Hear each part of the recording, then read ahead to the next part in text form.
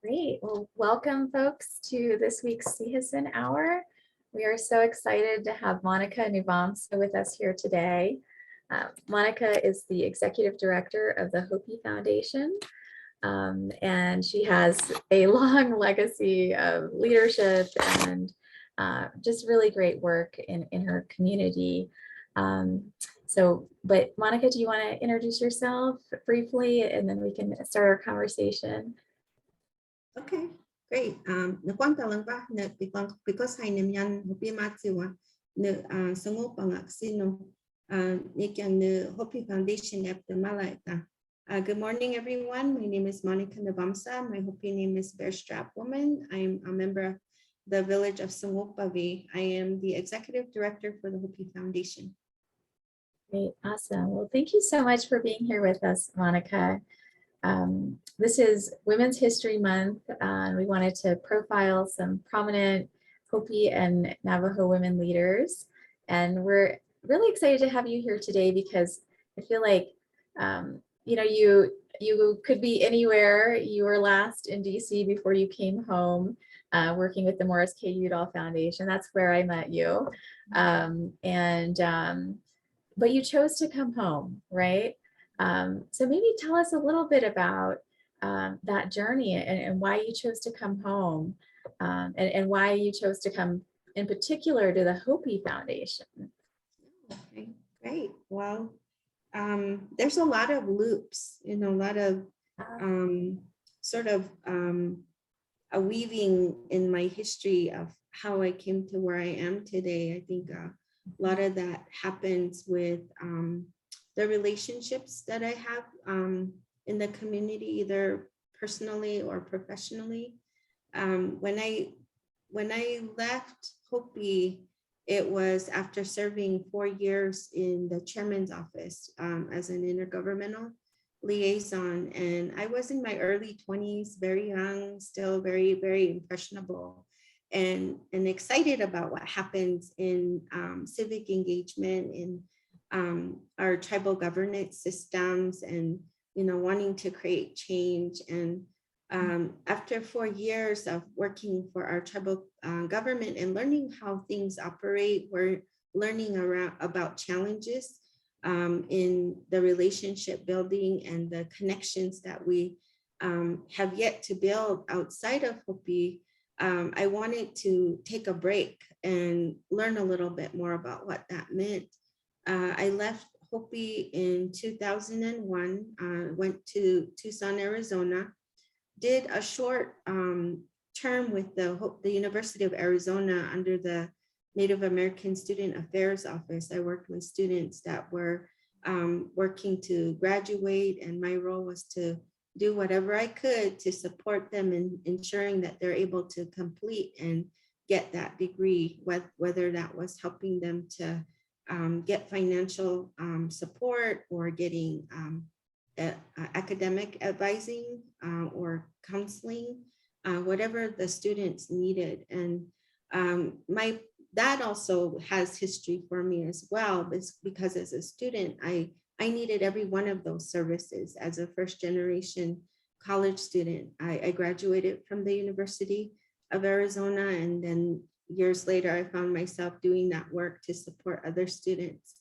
And that was a little bit of that relationship between what served me and me wanting to give back. I ended up taking that next step when an opportunity opened up at the Udall Foundation to lead the Native American Congressional Internship Program. And that job or that position really intrigued me.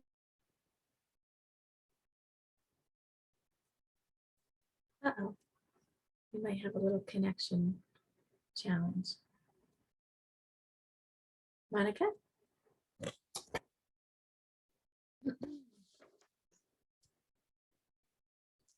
So Monica is speaking to us, I think, from Second Mesa.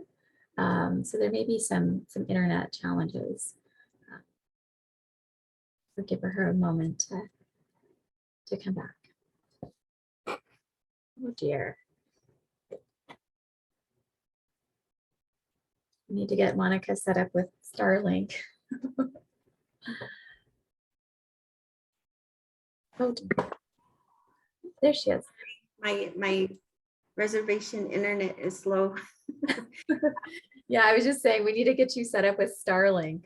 Really, that would be awesome. Well, Uh, I mean, I think where I left off was talking about the students and how inspiring they were, and working with them in DC. I see them every now and then, either on Facebook, or I see, like yourself, former interns or those that have been affiliated with the Udall Foundation, doing amazing things in the community.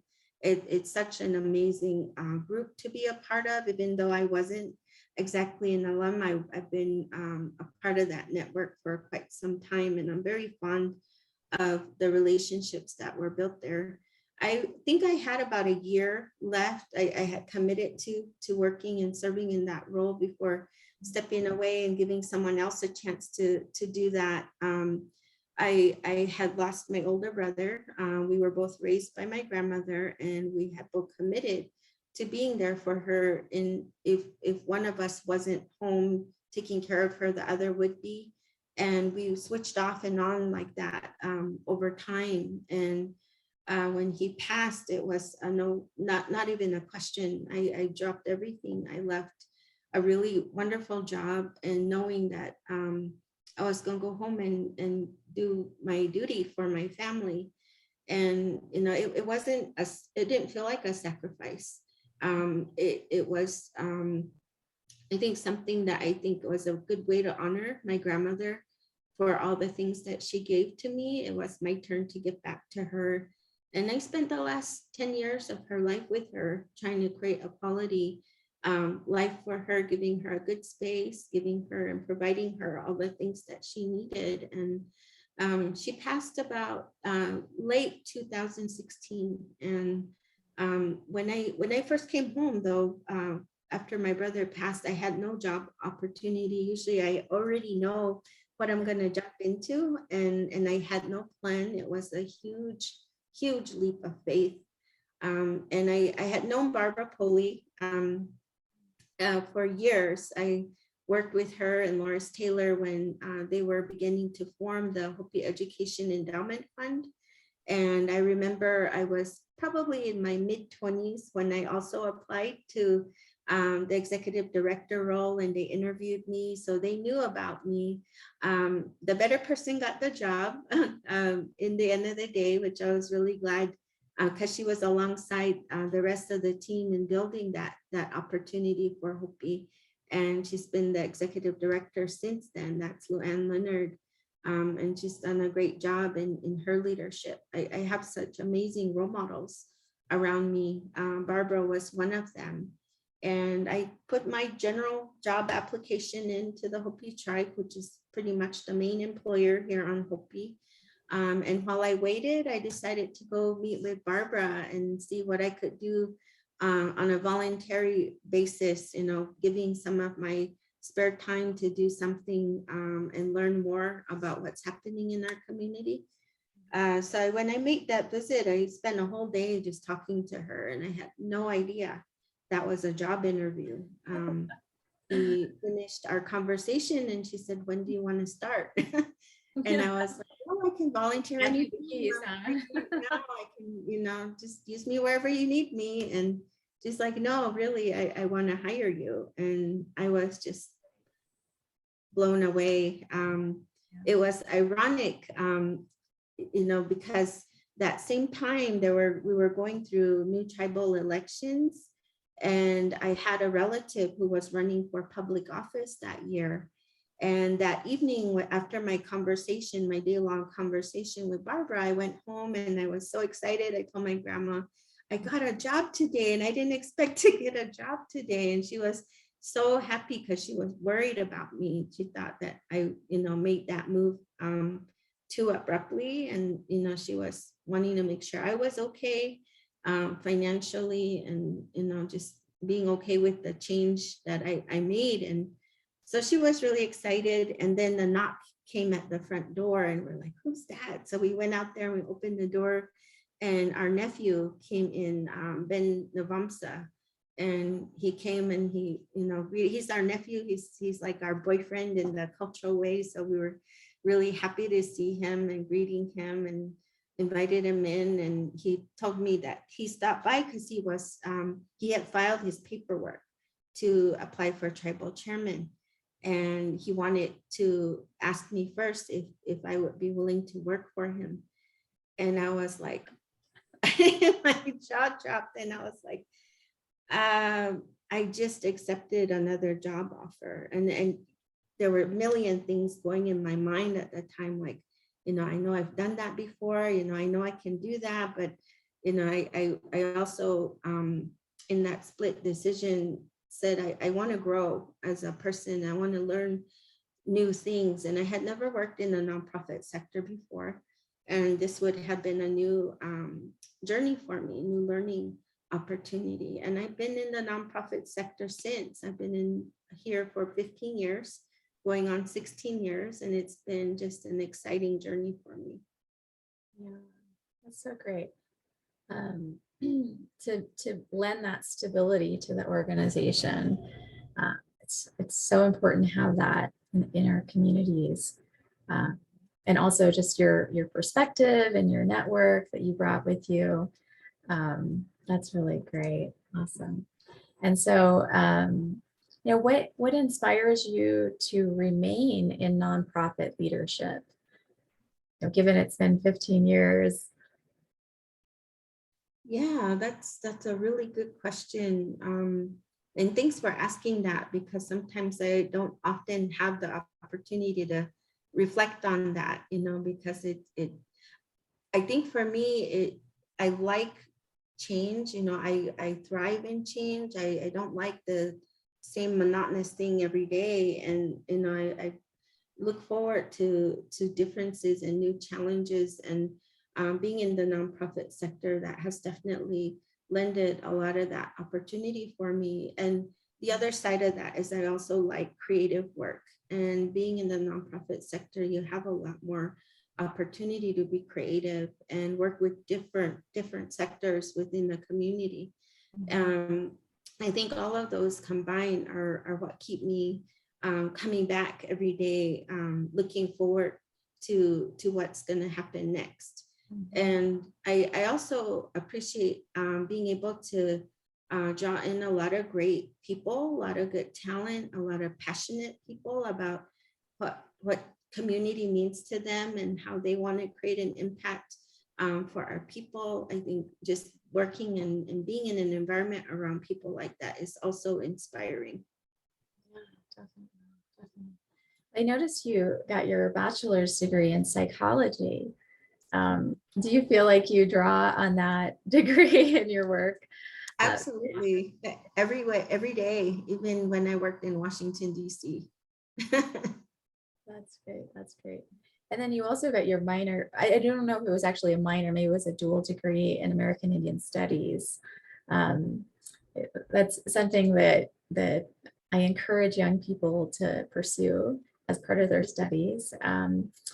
What was your experience studying American Indian Studies?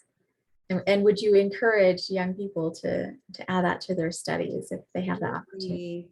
Absolutely. I hope that someday that those courses that I took in college for American Indian Studies is actually taught in high school. The reason why is that's really base knowledge that we need to have in order to understand our landscape in the arena or field we want to go into. It sets that foundation for us to build further on the successes of our predecessors, or even understand our role as Native people in science or in literature or the arts, or even academia. And I took so much from that. It's not like because we're Native people and we go to study American Indian Studies and to learn about ourselves. It's not so much that, at least for me, because I went to school already having a very strong sense of identity. I was raised on the Hopi reservation all my life. I come from a very strong cultural family, a farming family. So those things, I didn't have to learn that. I think it just helped me to put myself in context of what others have been able to gain over time, and learn maybe what I want to add to that in my ambitions or in my career. So I think that it's really important. I would love to see it offered at the high school level, and maybe we don't have to emphasize that so much at the college level and go into more specific fields, even in the sciences. Oh yeah, definitely. That's great. Great. And then you mentioned that you're a first generation college student. Tell us a little bit about that experience, because you grew up in Hopi, right? Yeah. What was that like? And what inspired you I mean, U of A is relatively far. I mean, you could have gone to NAU or, Mhm. yeah. Oh my gosh, yes. We're asking you to dig deep into that Yeah. history. So education, it's kind of a juxtaposed view of traditional and modern, right? The progressive or those dichotomies within Hopi culture. And I was really fortunate, I think, to be raised in a family that valued education. My great grandfather, Peter Nuvamsa Sr., became the first chairman of the Hopi tribe back in 1936 when the Constitution was first formed. Prior to that, he served as a spokesperson for our traditional leadership. He was from the leadership clan in our village. He was self-taught. He went to Shilako Indian School till the 8th grade. And his father wrote a letter to the superintendent there to have him come back because he needed to start his traditional education. And so he only went as far as the 8th grade, but he continued to self-teach himself English. What I know about him is he spoke 5 languages: Hopi, Tewa, English, Navajo, and Spanish. And a little bit of some of the other tribal languages like Paiute and Havasupai. It's just amazing to me that we have ancestors, very recent ancestors, that have such world knowledge, and he just, I think, personally pushed himself to learn beyond what was available to him because he had that passion for it. And when he took on that role in being in tribal government, a more formalized system, he recognized that there was still so much more for us to learn and understand as a people. So he encouraged his children, who were mostly women. He had daughters, 13 children, and only 2 of them were male. And the rest were girls. And he encouraged them to go for their higher education. So all of them graduated from high school, I think, with exception of one, may have been the youngest. And some went on into the military, the 2 boys. And we have my great grandmother, who is one of our first Hopi professional nurses, that went through a program in Ganado during World War II. And then my grandmother, who raised me, wanted to be a nurse, but she ended up going into the Bureau of Indian Education system and became a cook in that environment. And so we had a lot of strong professional women, even though they had varying degrees of access to education. And when my generation came around, we didn't have anyone that had a formal degree yet. And I was really surprised by that. I didn't know that at the time I decided to go to college, because it didn't really occur to me to ask that until I needed to reach out to somebody who had similar experience that could guide me. And I realized that there was limited understanding about what I was about to go into at the university level. And it was really difficult.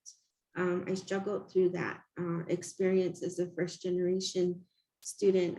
I remember joking at one time because I was becoming more and more outspoken about that experience. And a friend of mine who's Apache, White Mountain Apache, we became like the poster children for Native student retention, because we were advocating for systems change at the university level to understand and bridge services to students that came from reservations or came from first generation families that didn't have the kind of support system that traditional college students had.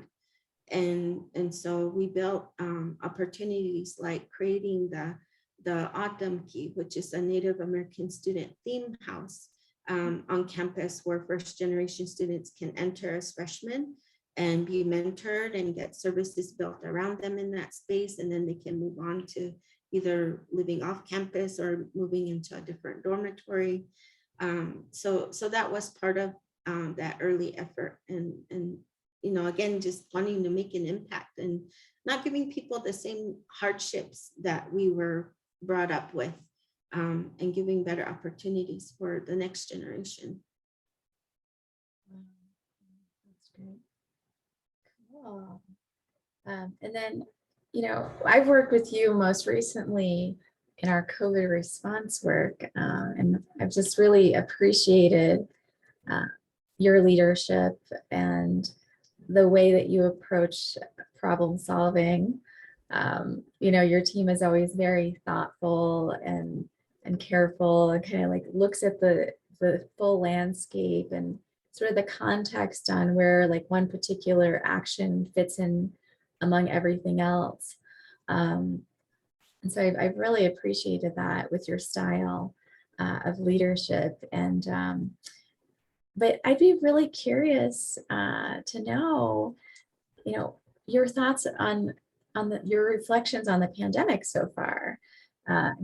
What do you feel like you've learned as a leader during this time, and what do you think this experience has taught you in terms of like the view for the future, whether that's for the Hopi Foundation or for the Hopi Nation?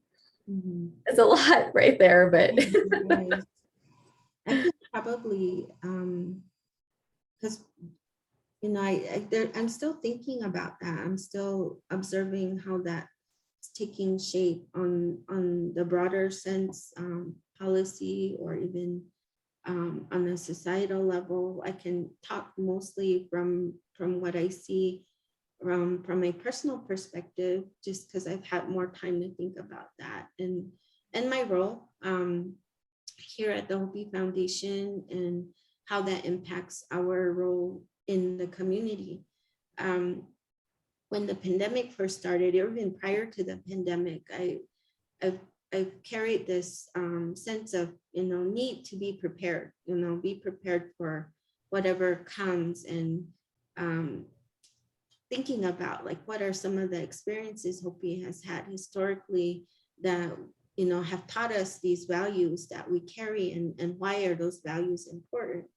One of them being respect. Another is being in care of one another, doing things for the benefit of one another, and also health, being mindful and maintaining our health on a regular basis, watching what we eat, making sure that we're eating from the land, that we have knowledge about where our food comes from, that we have security in that, all of those important essential parts to survival.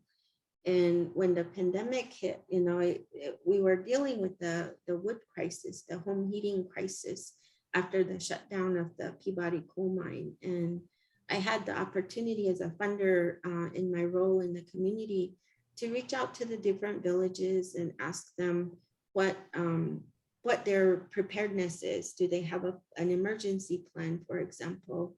And given that we had foresight of several years in knowing that Peabody was likely to shut down, what kind of plans people might have had in place. And I was disappointed, if that's the right word, to learn that not very many villages had the opportunity to do that level of planning or to even have considerations for alternatives to support their communities or even families ourselves, thinking ahead and transitioning our fuel systems to accommodate what may not be there in the future. You know, those are some of the things that we were not prepared for as a community at large and within those governance systems that we have. And I think it just kind of woke us up. The pandemic hit not long after, about 2 months later, then we were addressing preparedness for health, education, and public health needs, emergency response needs, and even food security needs, all of those things all at once. And if there was ever a test, in our society, that this would be it. How are we going to respond as a community? How are we going to respond culturally? And it took a really difficult 2 years because we had a lot of impact. Because the nature of the virus, we have to isolate, and we're not generally that type of community that isolates. We're often doing things together. Our ceremonies were impacted by it, and our ceremonies are a key part of our well-being, our spiritual well-being, and our sense of place in time, in the seasons, around our physical well-being as well. So those were all impacted by that. I can speak for myself. I felt all of those things. And, let alone, having experienced those impacts of the pandemic as an individual or even in my professional role, I also succumbed to COVID-19 in late 2020. And that itself was its own journey. It created a lot of reflection for myself. It also made me draw on strengths that I haven't drawn on for a long time, and helped me realize that where I need to be stronger, things that I need to do better for myself with my physical health and my diet, and just, really taking care of myself and balancing my life a lot more. The pandemic taught me to slow down a lot. And I'm trying to bring that into the role that I have professionally and try to influence that within my team, because we've all been through a lot of grief through this pandemic since it started, and we're still dealing with that. And our health has been impacted, our spirits have been impacted. So we have to honor that and be mindful as we walk forward from here. Thanks for sharing that, Monica. And we do have a question, a couple of questions actually from our viewers. And the first one is, in honor of Women's History Month, our viewers would like to know of any women or matriarchs that have inspired you on your journey. Matriarchs, family-wise, I come from a family that have a lot of women. We're mostly women in my family, so they definitely all influence me. I think they've given me a lot of confidence to be a female in working here on Hopi, or just being me as a female and being able to express myself as a female. I think they give me that support.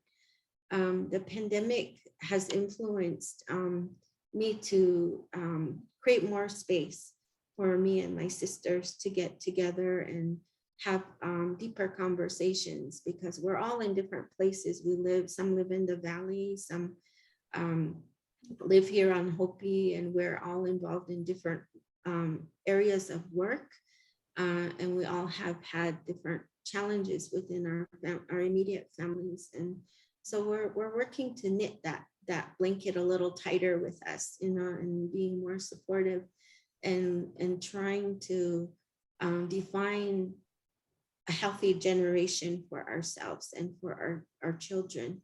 And that's been really exciting. It's been really heartfelt, and um, creating those vulnerable spaces for us has been a real treasure for me. And I look forward to the times that I get a chance to have that space with my sisters. Great. And we have another question, and that is, how has your role as a Hopi woman guided you and strengthened you in your path? Yeah. Oh, it's definitely had a high role in my life.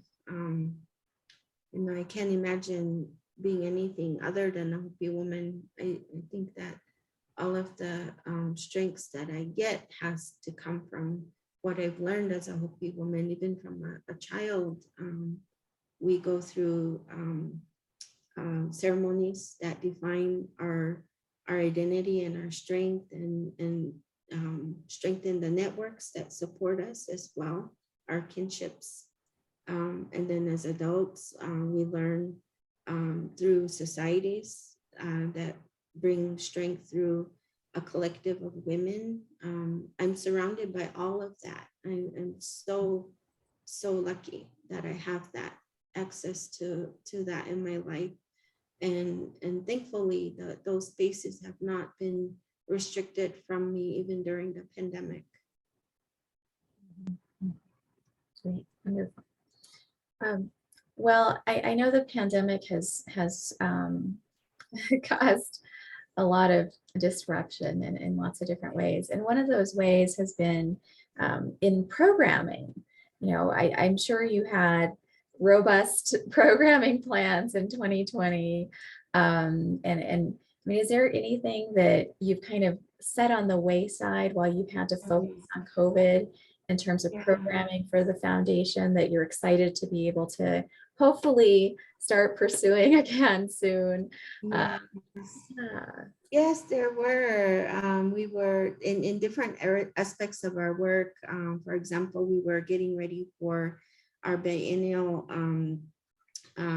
farmer food and agriculture symposium. We pulled together a small conference for our community every 2 years, where we bring practitioners together and create space for them to teach and share their learning, have discussion about food and changes to food or agriculture and impacts to, like, say, our seed security, environmental change, climate change. We have discussions that are a lot like roundtables during that time. And we had to hold that off for a couple years now. So we're hoping we can maybe apply something this year. I'm waiting to see what our Not One Coalition team comes up with. We've just been working on rebuilding the staff there. We had been dwindled to one over the past year. So now we're building the staff back up to the 3 that we originally had. And then from the, like we host a seasonal event that I don't know if you're aware of. It's not specific to Hopi, but there are links to Hopi way of thinking and worldview, and it's called the Barbara Chester Award. It honors practitioners around the world who work with victims of torture or torture survivors, and we give them an award. I think it's every 2 years, like, so every 3rd year we'll host this event here on Hopi, and we'll fly the recipient in from whatever part of the world they're from and celebrate their work in honor of Dr. Barbara Chester, who had been a pioneer in this work in clinical psychology, working with helping individuals overcome trauma. And so we've hosted various conferences or gatherings around those concepts. In 2016 or 2009, oh my gosh, it's been a while. 2009, we hosted an event between practitioners who work with veterans war veterans who suffer from PTSD, and the community that works with refugees that suffer from their own PTSD from traumatic dislocation or being direct survivors of torture in their own home countries. And so we did a joint conference, and there was a lot of dialogue across the table and a lot of similarities, a lot of shared learning around the spirit, the human spirit, and its capacity to be resilient, to still love after some of the darkest moments that they've gone through. So those are that describes the community we work with the Barbara Chester Award, and we've had to postpone that award event for 2 years now. So I believe this year we're going to be launching our planning to host the next one here on Hopi, and I look forward to reconnecting with what's happening, because there's a lot happening in the world, and there is a continual need to raise and elevate the honor of these practitioners that work with other humans around the world that are suffering. We also had to postpone our Hopi Leadership Program, our in-person learning sessions. We would meet once a month. We've had to put it on hiatus for almost a year, and then we just started re-engaging the cohort that we were working with earlier this year. And we're looking forward to taking them to Mesa Verde in May and having them engage with some of our ancestral history and learn some of the clan history in those areas. So that's something that's changing, and our staff are looking forward to in that arena. I could probably tell you more, but those are some of the big ones that I can think of right now. Well, that's awesome. Very exciting. I'm sure everyone's eager to move on, move beyond the pandemic, hopefully. Well, that's great. And let me just check and make sure we don't have any additional questions here. Doesn't look like it.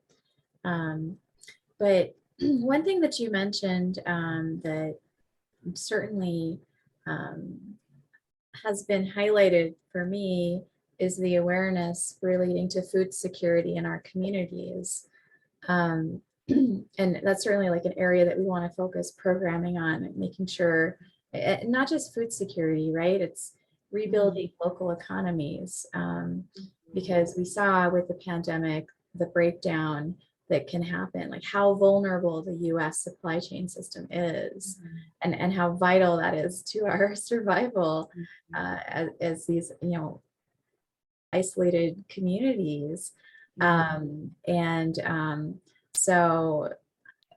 I'm just wondering, like, do you have any particular projects that you want to launch in that area? And I know you guys just recently launched a podcast that I wanted to highlight through the Not Wanting Collective, that's really focused on farmer conversations, right? And sort of reinvigorating that activity, which certainly contributes to food security in the community. Definitely. You touched on a strategy that the foundation has started with when we first formed, and it has to do with creating a broader sense of security, economic security for our community. And really, our founders examined what that looked like culturally through our historical lens. And many of us who have had the opportunity to grow up with our elders have learned about some of the impacts to our society over generations. This isn't our first pandemic experience as a culture or as a people. This is also not our first economic impact, if you will. Like, there's been like other impacts in US history, like the Great Depression. And just drawing on that example, in particular, when the Great Depression hit in the early 1900s, people visited Hopi during that time, and they were asked, how have you guys fared during this Great Depression? Have you had to go without anything? And farmers and families that they talked to at that time said they're like, what Great Depression? What is that? That's because they were entirely self-sufficient. They grew their own food. They didn't rely on a lot of external resources in order to survive. And they were entirely self-sufficient in an extremely isolated environment. But when we look at what happened in the pandemic in most recent years, the last 3 years, we saw there was a huge impact. We had done a study when the Not One Coalition was first formed, a food assessment that evaluated how much money is spent on food off reservation as opposed to on reservation. And that was our first indicator that our food security was diminished, severely diminished, that we were almost entirely dependent on food that was sourced from outside of Hopi. And if there were to be any major event that occurs, that would be an area that would be a huge need for our families on Hopi. I think just knowing that as part of our programming experience and understanding, it allowed us to really shift to that immediately when the pandemic hit. I think that was a real advantage for us because we understood where our communities was already starting, even from that study we did back in 2004. During the pandemic, we attempted to initiate a follow-up food assessment to examine any changes to what we saw in 2004 to 2020. And we didn't get a lot of responses during the pandemic years, but we did get some responses that we're going to publish and share with our community and see if there's any general changes that have taken shape. But those are definitely things that we're continuing to build on based on that initial vision that our founders had for the Hopi Foundation, and looking at these new initiatives like the food sovereignty initiatives under the Not One Coalition to engage our community in understanding where we can make a difference as farming families ourselves, or if we're not farming and we want to learn to farm, that there are people out there willing to teach, and we have programming that can open that doorway for you. So that was a big I think link to the pandemic that I see from your question. The other is the economic factor, just thinking about as an individual living on the reservation, what are all the things that I depend on that I cannot get locally sourced? I need to start there and try to find ways to build that out here, or even ask myself, is it even needed? Is it something that I have to have in order to survive? And is it okay to be able to approach maybe an industry or a product that I want to develop that is it aligned with our Hopi values? Is it aligned with what our community wants to see brought into it in the long term? Those are all questions we have to ask ourselves. What is that impact? We might have a nice new idea, but it might create more problems down the road than support. So really taking that time to examine solutions and its unintended consequences in that, and making sure that we're aligning to our values as much as we can as we make decisions.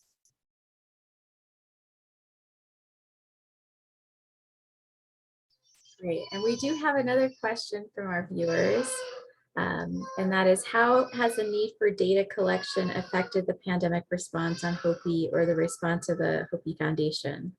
And then maybe elaborate on that a little. Yeah, it's so important. First of all, when we were approaching the villages, in order for us to be able to come in and help, we want to know what the number of households there are in their communities, and we want to know like vulnerable vulnerable populations in particular that don't have access to maybe special medical needs that they have. Maybe they don't have access to running water or electricity, or they don't have family living with them that can help do things for them if they're physically disabled. You know, there's a lot of information that we needed during the time of the pandemic that would have helped our response be more strong or more effective. And I think that data collection is really useful. It's extremely useful when making decisions and directing resources. I think it's important to have that so that we're not creating duplication or waste, or whatever we're applying resource to is making an impact, that the impact that we want to see. So even though, you know, we talk about data collection more from an upfront basis, like having data before you take action, you can also have data after the action is made to get feedback, for example, to learn how services were effective, or, you know, how it could be changed, or maybe some things that were needed but were not provided. You know, that kind of feedback is always important, because that constantly helps to shape how we respond to the needs of the community.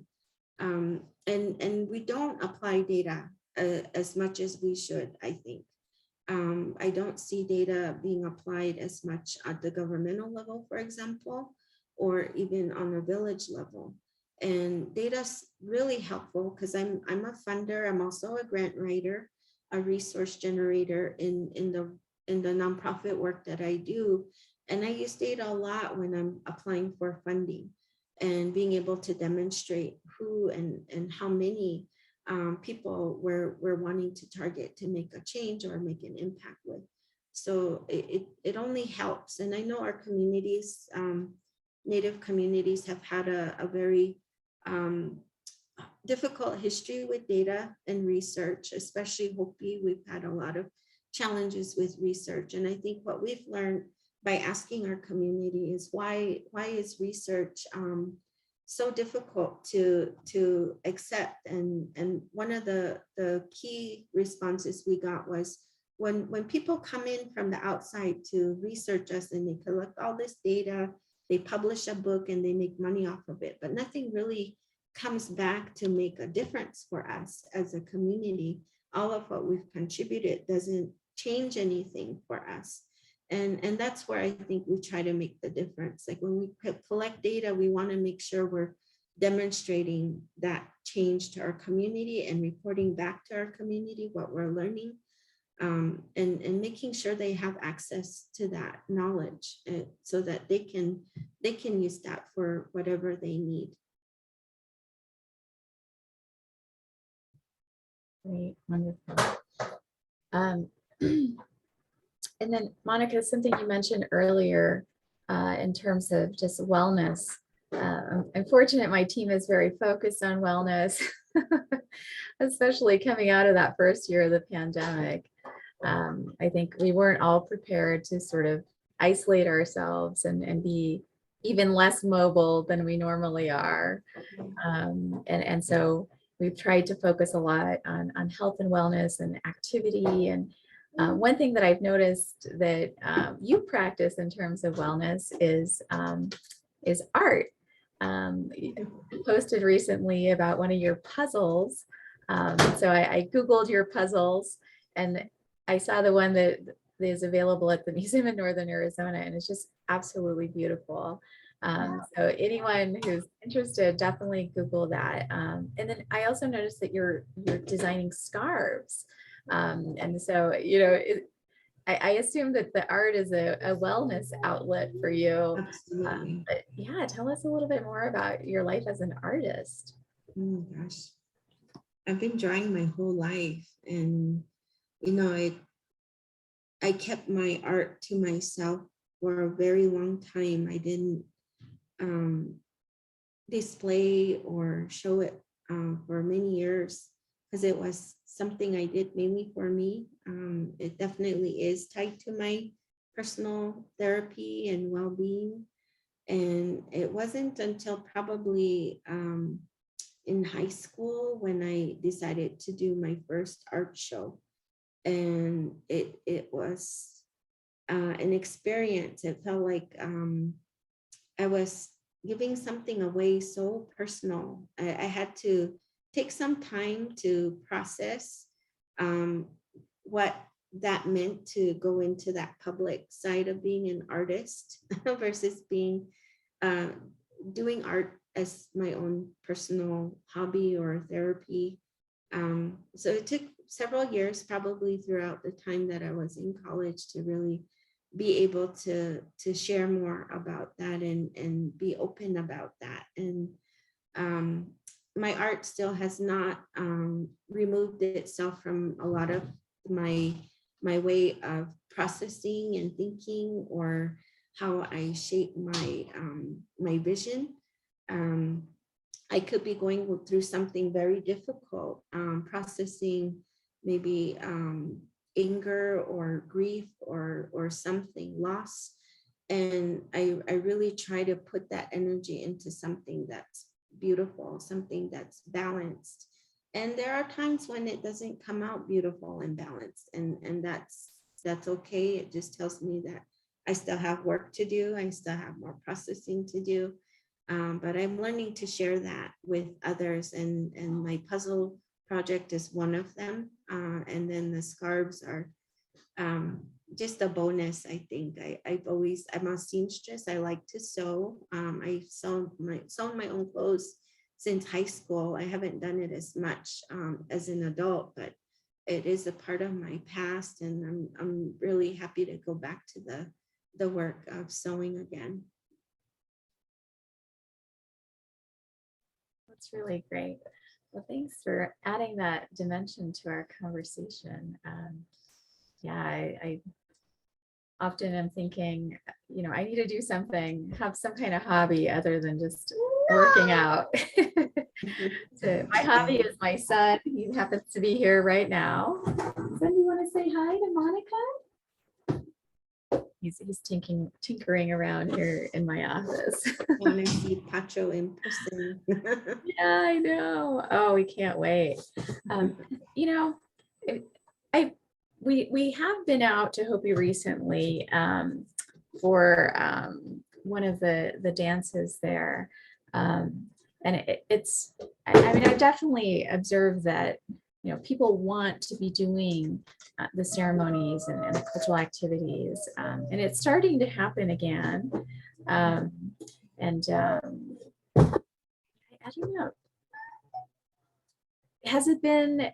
I mean, you mentioned it has been very disruptive, but what do you think? Have people found a way around to be able to do these sorts of things, even in pandemic circumstances? It just seems so difficult. Yeah, I think the way I've seen it being managed, it's different from village to village, and I can only speak for how I've seen it occur in mine. Is the leadership have left it very much to individuals to decide for themselves, what's comfortable for them. They've applied some minimal, I guess, security steps, like making sure everybody wears masks, that we have access to hand sanitizers or hand washing stations, that we're socially distancing. I think that's what I observed over the past 2 years. This year, we're getting a little bit more closer now. Things are looking back to where they used to be prior to the pandemic. And it is still that same sentiment, where you are in your comfort. And they've been really respectful, I think, about honoring people's level of need to express themselves in that setting where they're there to apply their spiritual well-being, and that they're able to do that openly. And we all have our own, I think, levels of acceptance in terms of what's safe for us or what's a risk for us. And it's okay. I think that's fine. What I don't appreciate sometimes, and I think the pandemic has really brought it out, is a lot of the judgments that have come out. It's such an unhealthy way to respond to the pandemic, where it's a time where we really need to be supportive of one another, especially around well-being and what makes us stronger in our health and in our mind and our spirit, during this really difficult time where we're all dealing with a lot. And I feel like the reopening of ceremonies is an advantage for us, because that's what helps to strengthen us as a people. And again, at whatever comfort level people are at in engaging in that, I respect that.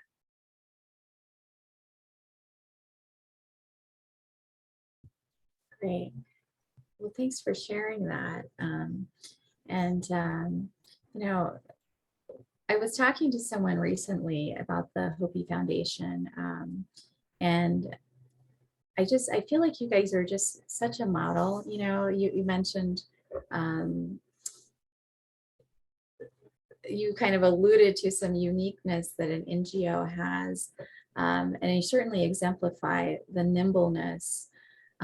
You guys were able to launch a really robust response to COVID, and you were playing that role of doing that frontline work, and then but also allocating resources, and it's been really great to view and observe. I mean, it's kind of like the model of how an NGO, a nonprofit, can work with a tribal government to sort of close certain gaps, right?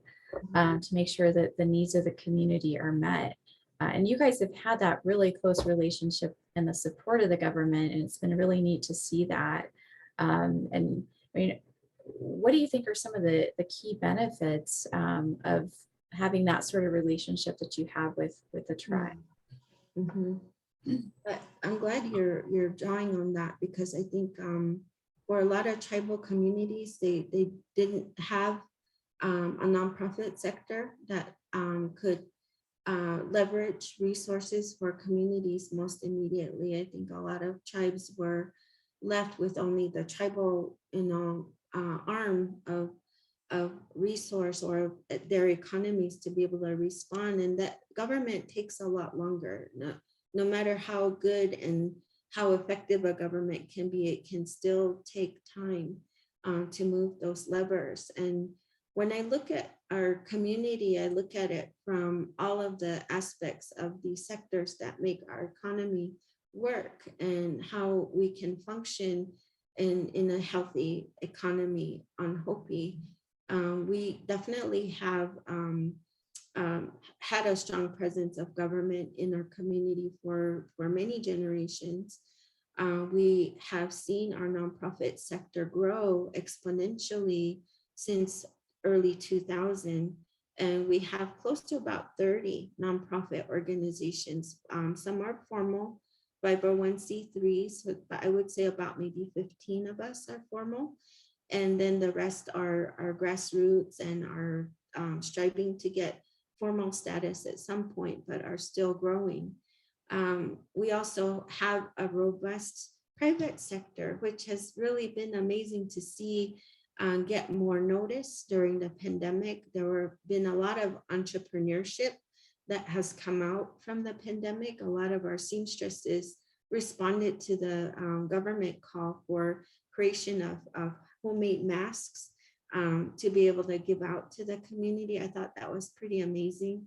We have some of our young men who are active wood choppers and have equipment to be able to do that. They went out and contracted to do wood harvesting for families who had need for home heating. So we saw a lot of really interesting things happen. But what I feel we still need work in is to strengthen those relationships and understanding about how those three sectors work to support each other. I look at it like a three-legged stool, if you will, and we need each leg in order to stand strong. And so as I look at my role, I'm looking at it from the role of the nonprofit sector, of course, and working to build relationships with our government. Leadership is really important to us. It's something that we don't necessarily activate often because we're pretty independent as a sector, and we do recognize the gaps that we feel that government cannot. And I think just honoring that and respecting that and having open dialogue about what that means for both of us is really important. I still look forward to seeing more of that conversation that engages the private sector. And if I take my Hopi Foundation hat off and I'm wearing my small business hat, I definitely see a lot of room for growth in that area as well. Wonderful. Well, I'm excited to see that growth. I saw that Hopi Relief issued their small business directory. I'm very curious. Can't wait to get my hands on that and get It's us. great. It's really good. And we're already using it. We've been looking for a plumber for years, and we finally found one through that directory. That's incredible. That's so awesome. Great. Well, thanks so much, Monica, for being here with us today. And, you know, I love what we are hoping to do in our future work is remind our young people that there's so much opportunity at home. You know, leaving for college is great, getting those skills and talent, refining your talents. But it's so important to bring those back home and enrich our local communities. And I feel like you exemplify that, you know, having gone out, learned lots of things, developed lots of skills and talents, and you've brought it back to your community. You've lent so much stability to the foundation. And I'm excited to see, you know, what you continue to do for your community to enrich it. So thank you for being that strong example of what that leadership looks like. And hopefully it inspires some of our young people to follow in your footsteps in that regard. So thank you for the incredible work that you do and the great model of leadership that you are in our community. So thank you for being here with us today, Monica. Thank you. And admiration is mutual, believe me. I've enjoyed watching you in your career. I've enjoyed seeing what you've been able to create in such short time. The Navajo Hopi COVID Relief Fund has been an integral partner to us. I don't believe we could have done this work without you. So thank you for your partnership also. Absolutely. And absolutely vice versa. We could not have been able to serve the Hopi community without that strong partnership with the foundation and your wonderful staff and the folks that you connected us to. So thank you for that. Well, have a beautiful day, Monica. Thank you. You too. Okay. Appreciate that. Thank you. All right. Take care. Bye-bye.